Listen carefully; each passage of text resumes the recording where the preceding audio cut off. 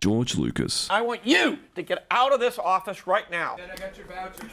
Out! The Father, the Son, and the Holy Spirit of Star Wars. George Lucas is a household name for many as the creator of one of the biggest franchises around in cinema history. Star Wars, a series of films, shows, books, games, and merchandise that has spanned decades since Star Wars in 1977. For many years, people have always seen George Lucas as the face of this franchise, even when he's not involved in it anymore. I assume he mainly sits around all day on his piles of money and walks into Lucasfilm to check things out once in a blue moon and go, oh yeah, that's pretty epic. You know, Darth Vader would have a problem with this scene in Andor. For many years, I, just like you, have probably only seen Star Wars when it comes to what George has directed, and this got me thinking recently about his other work, mainly because it was nice to see him out in the town with his wife at the Met Gala recently, still rocking an amazing set of hair. I felt the need to change things about how I viewed George and give his outside of Star Wars work a shot with his two films that were directed by him before Star Wars, THX-1138 and American Graffiti. These two films I have never seen before until now, and wanted to share my thoughts on how he was working on other films like these. So sit back and relax as I go into both of these films and even a glimpse at what was after Star Wars for George.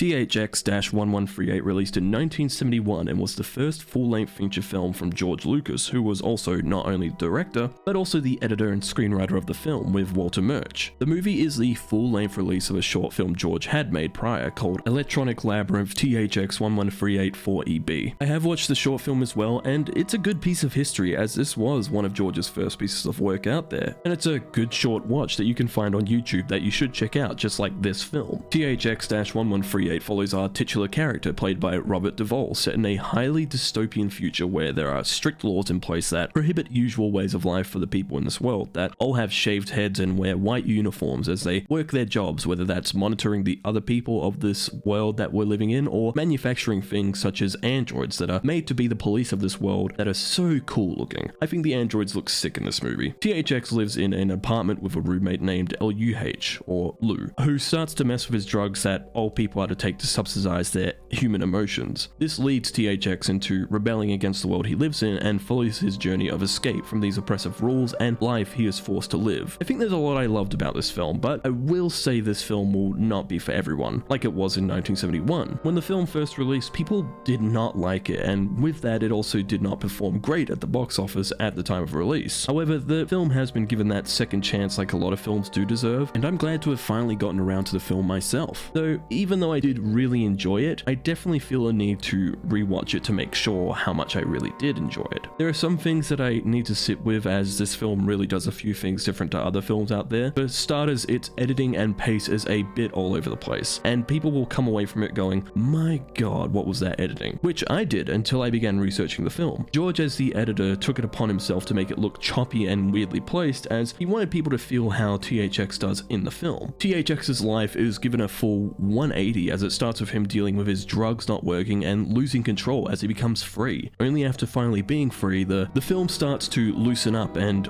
also immediately go back as he deals with these repercussions, and I fucking love it. We also get some great performances that, though aren't very dialogue heavy, the actors do damn well with what they have to work with. Robert Duvall is great as always no matter what, with also great performances from Donald Pleasance, Maggie McComey, and Don Pedricoli, who all bring an A game to a film I'm glad they took part in, though I do wonder what their thoughts on the film were when reading the script for the first time. Now, although I did say George Lucas was the editor, he did have some issues with the film before release, as the distributor, Warner Brothers, felt some things required editing before theatrical release, which George allowed, though I'm sure not happily. However, he was given back full control over the edit after release, making his restored version in 1977, since a little movie of his came out that hit big and the idea was, well, that movie did so well, let's re-release it with his restored version. Still didn't perform well though.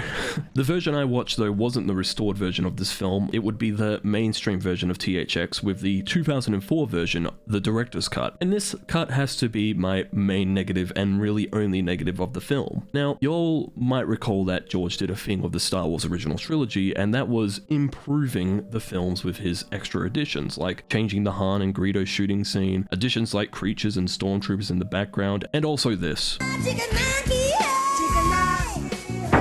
Though not as annoying, THX Director's Cut has some noticeable additions. Though not annoying like the Star Wars ones, you can just tell these were done for the 2004 cut though. The moment they appear on screen, there's extra people in the background of shots, 2004 CGI, and overall just additions that I feel ruin his original version. I get it's his movie, but when a movie releases, unless it was butchered or messed up with by the studio, things like this really aren't needed. If you can get past that like I did though, you're in for a treat of a not for everyone type of film. THX is a great first film and I will be rewatching it though, but I will try and see if I can find a way to watch the restored version somewhere. I would recommend that you do give this a watch though, and I hope people like it. Make sure to do some research or watch a YouTube video after though about the film, as you might need it. It's not to say that the movie doesn't explain things well, but I really do feel that some people are going to watch this movie and go, what did I just watch? American Graffiti. Guys, I have good news about this movie. Unlike THX, American Graffiti did not get a George Lucas cut. Soon after the release of THX-1138, which released with a middling box office results and reviews that weren't so positive, George's next film was given to him as a sort of challenge from longtime friend and producer Francis Ford Coppola. Who's that, you ask? Well, what's wrong with you? Francis Ford Coppola is the director of Megalopolis, The Godfather, Apocalypse Now, and The Conversation, and Jack.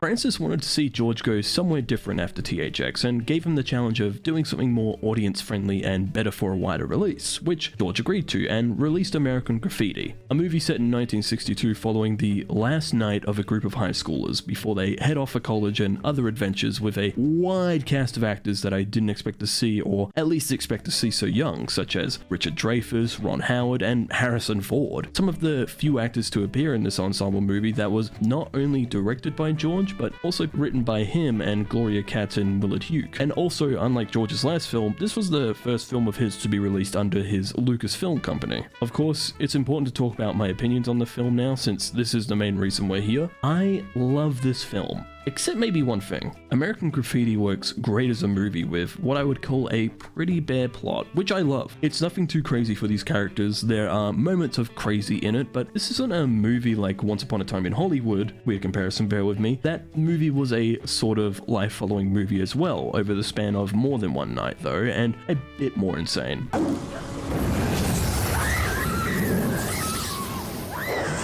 Much more insane. You get the idea of where these characters likely will end up by the end of this movie and grow to either love or hate them. Most likely hating Ron Howard's character Steve, who acts like a real prick to his girlfriend in the movie, as he wants to date other people when he goes off to college but still be together with her, and then after he says this to her, he tries to force her to come dance with him after, being a real prick. I think out of all the plots that go on in the movie though, my favorite has to be Terry's, or Toad as you'll know him, as he gets given Steve's car to take care of and picks up a girl on it, only to deal with some real issues throughout the night, not just from trying to get alcohol for him and the girl, but also losing the car he swore to keep safe before Steve has even left for college. There really isn't a dull plot to me at all for these characters, and think they all bounce off themselves and each other really well, and I think it truly is a great portrait of the 60s and the future for these kids now adults who have to get ready for what's next, with Richard Dreyfuss being a great character as well, as his character Kurt thinks about if he really wants to go to college after all, as everyone around him expects him to, and if anything, he needs to just think about it first. Something that a lot of young people think of after high school. I was the exact same. Worried about what I want to do and if studies after school were a thing I would do. Now, did I or didn't I? Well, that's not something we're talking about today, viewer, but I think you can guess easily if I did go study after high school by the fact I'm a YouTuber talking about video games and movies.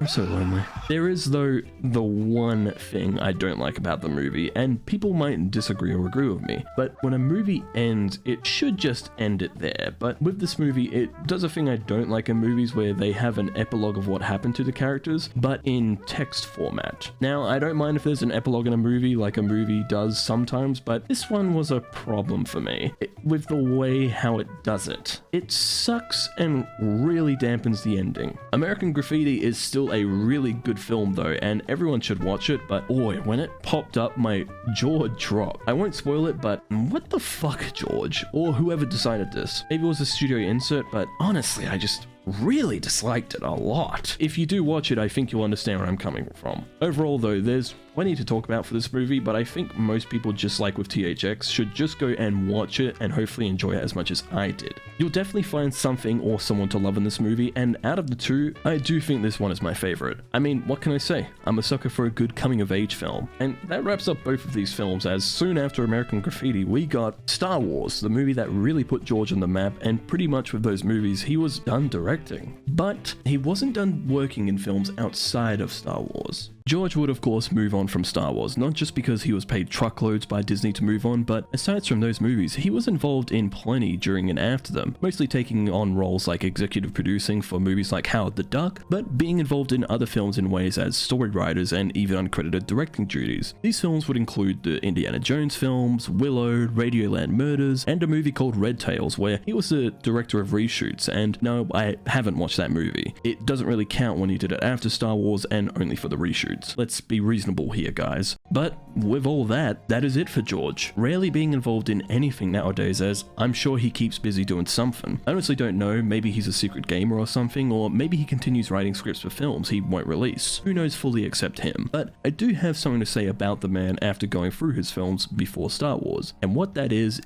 I really wish he just kept going after Star Wars. Whether it was before the prequels or after, I wish he kept going with original movies of his own. He more than likely has lost that drive since the prequels, but there could be a chance out there that there is unreleased works from George Lucas, aside from all those George Lucas Star Wars TV show episodes that he wrote before Disney acquired them, or whatever went on with that. Who really knows except him? But with these steps back into checking out THX and American Graffiti for myself, it's opened my eyes more to some fantastic work from a well-known director that I hope has people give the films a shot like I did, whether that's after this video or way down the line in the future, or maybe even before you watch this video so you could watch along my review. I think his other movies deserve a bigger spotlight. They're not as big as Star Wars or as bombastic, but that doesn't stop a movie from being good. It doesn't have to be connected to an IP for people to enjoy it or watch it. Get out there and watch movies that are different to the norm or not talked about enough. Movies are an adventure where you see someone who's not you going through something that you want to see or are interested in seeing. And if you haven't got these two movies on your list, but you have the entire Star Wars saga on your list again, put those two in there before another Star Wars rewatch. Anyways though, everyone, thank you all so much for watching. It's a real change of pace from my most recent videos, but something that came to my mind and interested me. If there's a director you know that has movies that deserve a viewing like with George Lucas, then let me know and I'll be sure to check them out. Maybe even a video for it. Until then though, be sure to subscribe for even more videos real soon, and as always, thank you all so much for watching. It's appreciated. And of course, may the Schwartz be with you. Spaceballs. Wait, they just announced what?